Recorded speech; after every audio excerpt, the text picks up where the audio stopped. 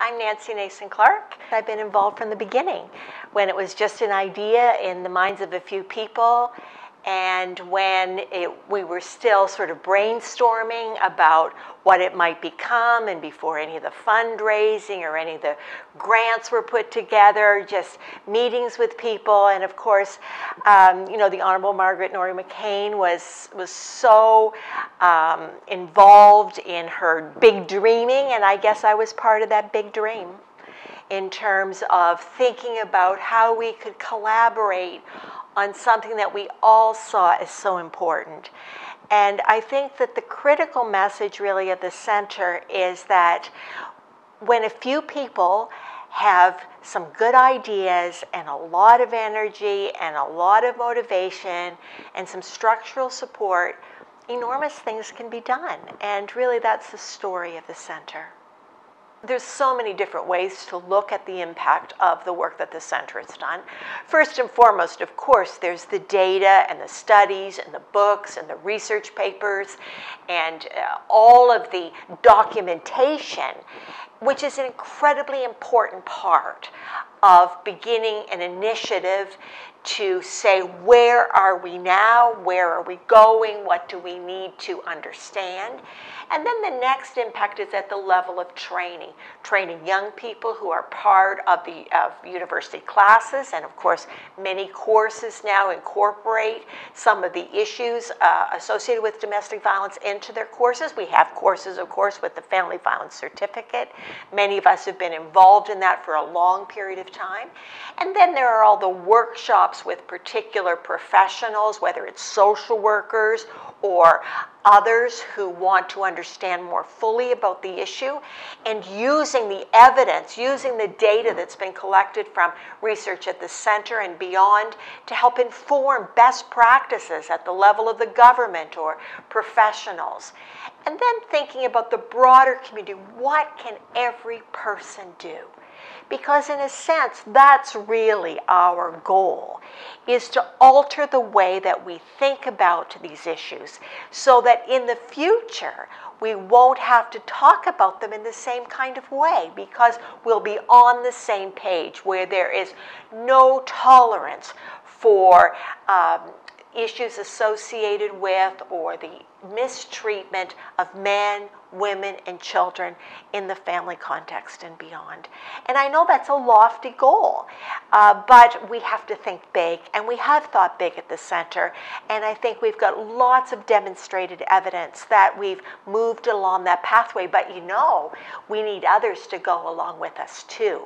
And so part of the work of the center is in inviting others to think about this issue in terms of their own research, in terms of their own public speaking, and in terms of their engagement with the community. And I'm really so delighted that I've been able to be a part of that story and continue to be a part of that story. What research helps us to know is what is the story now. There's quantitative research and qualitative research. Sometimes we ask a lot of people a few questions. Sometimes we ask many questions to a smaller number of people. And research helps us to be able to gauge where we are now and tell the story.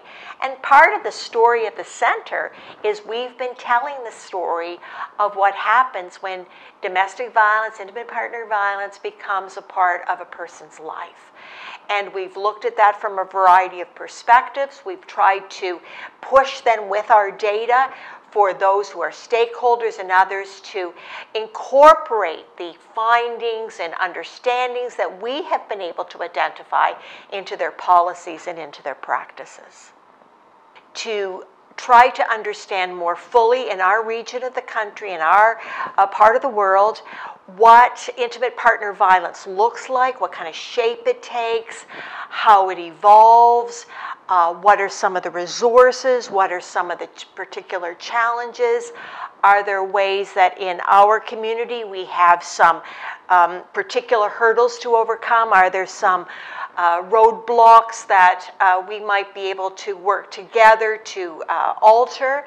And so I wanted to be part of that. I'm very committed to the notion of working collaboratively, working with community partners, sort of paving a pathway between the steeple and the shelter, which is what I've often said in my own work. And what that simply means is working together with faith communities and the university or secular communities, and seeing how we can overcome what differences might cause us to have some challenges, and to work together with a joint vision that tomorrow can be different than today.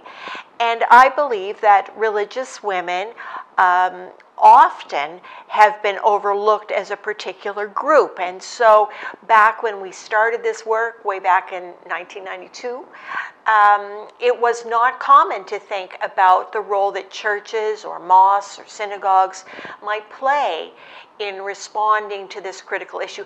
And yet I had a feeling that often many women would go first to their religious leader or to their religious community when violence struck at home. And so trying to unpack that has been really a part of the work that we've tried to do. Later on in my career, we began to look at what role faith communities might play in helping those who are violent come to accountability and justice.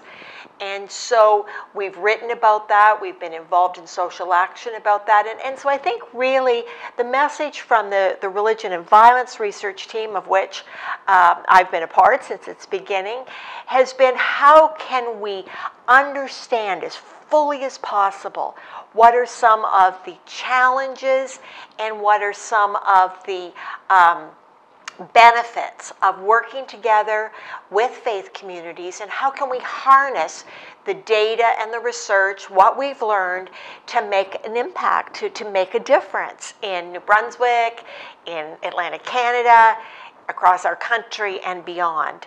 And you know, when I started many, many years ago, I would have never believed that our work would be able to reach such a wide constituency.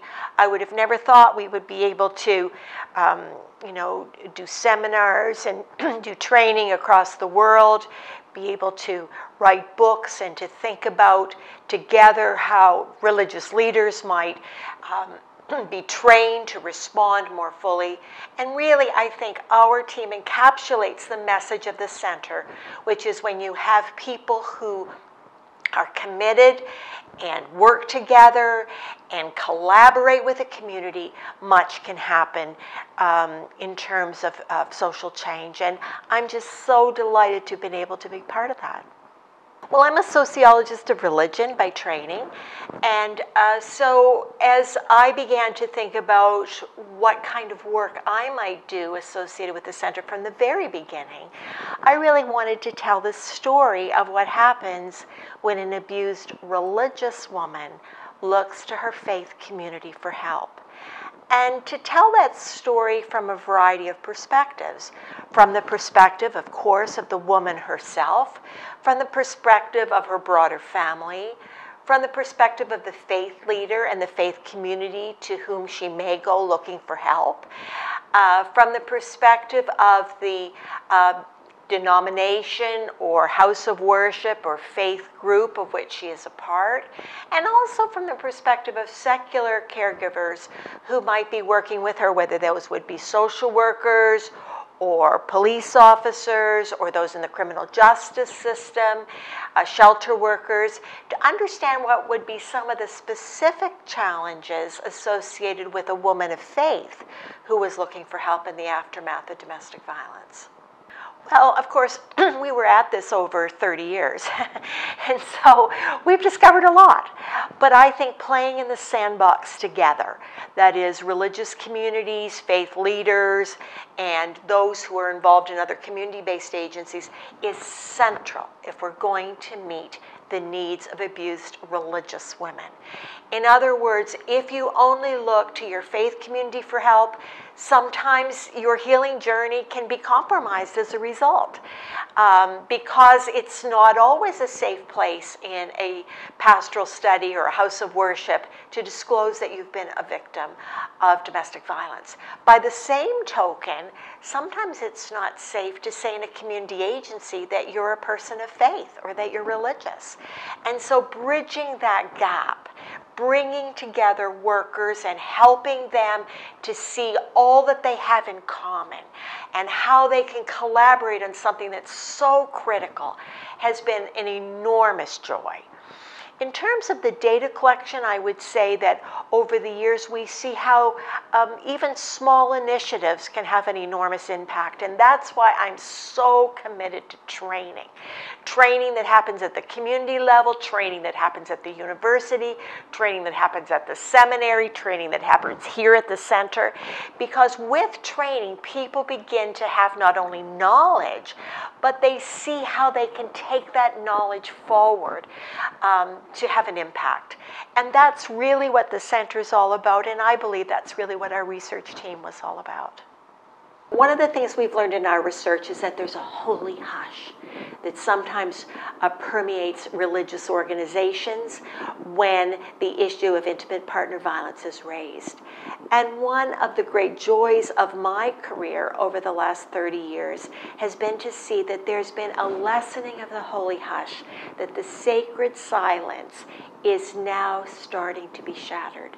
And it shatters one person at a time, one congregation at a time, one faith leader at a time, when he or she says, enough is enough, our congregation is going to become a safe place for those who have been violated and for those who need help to deal with issues of control and of violence and abuse in their lives. And I've been so happy to personally partner with many religious organizations over the years here in New Brunswick and beyond who see this as an issue they want to take seriously, who want to collect data, and then they want to move on that to develop protocols and procedures so that compassion and best practices would be their response to those who are suffering. The first way we affect anybody is by how we behave. And so we have to treat people, we should always treat people, whether they're family members or not, with respect and with kindness. And we should move on from that to say, how do we make workplaces safe? How do we make homes safe? How do we make friendships safe? How are we in a place where I have a listening ear to the harm or hurt that someone else may need to disclose? And in our research, we've often talked about a listening ear, and that's someone whose ear is bigger than their mouth.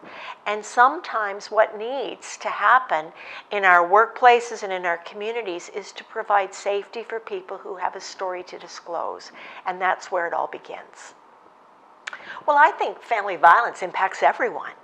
And so that's part of the message that we are trying at the center and beyond to bring to public attention. That if you've been a victim, of course it impacts you directly. But if you have a family member, a sister, a cousin, that impacts you. Being part of a workplace where others are impacted impacts you. Having children in the school system and being a student in university. I think one of the lessons of working together with various teams at the center is that family violence and intimate partner violence is all around us. And we could be overwhelmed by that. But the other way of looking at it is that we have an enormous opportunity to be able to inspire young people and not so young people to learn about this issue, to see that tomorrow can be a different day, to see that they can make a difference both within their family, within their workplace, in the community where they play and they do other things, and that as a result of that, tomorrow in Canada, next year in Canada, 10 years down the road, 25 years down the road, we can have a different way of responding to this issue with more compassion, with better practices, with more resources devoted to this critical, critical social issue. Well, I think the first call to action is really to our politicians and to others to ensure that there's adequate funding for research, that there's adequate resources at the community level and beyond to meet the needs of those who've been impacted by domestic violence, whether those are resources or at the level of shell community-based transition houses, whether it's for the criminal justice system so that there's adequate resources to be able to do the work that they need to do in terms of processing cases and dealing with the whole plethora of issues of those who are aggressors. And I mean, part of our work in the later stages was looking at the stories of those who act abusively and how we can begin to call to accountability and justice those who've acted abusively in the family context. It's a very large story. It has many, many facets. And I think what is so good about the center, one of so many things that's good about the center, is that we've tried to look at a whole variety of issues associated with intimate partner violence, and to do that with passion and compassion, and to look toward bringing communities and academic researchers together to make a difference for social action. And I'm just pleased that I've been part of that.